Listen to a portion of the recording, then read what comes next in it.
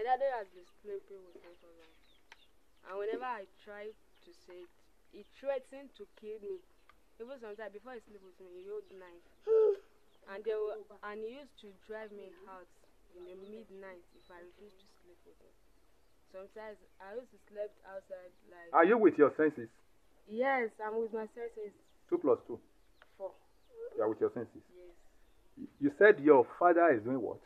He said he was sleeping with me.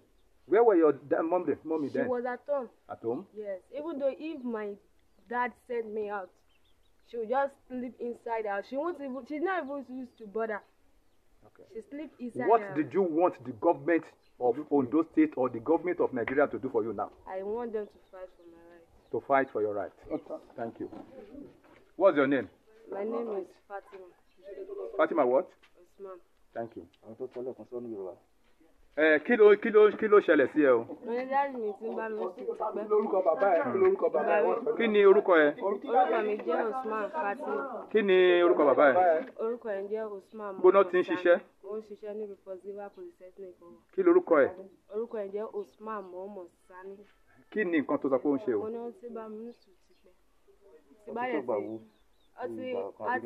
ó ti ẹ̀sùn fún mi ìṣẹ̀lẹ̀ ká torí ìgbà tó bá ti bá mi sọ lè máa mú ọ̀bẹ tì mí nù. Tí bá dẹ̀ ti try àti sọ̀rọ̀ ó ti sọ pé òun máa pa mí. Ó dẹ̀ máa lé mi jáde tí bá ti sọ pé mi ì bá sọ. Ìyá ẹ̀ ń kọ́?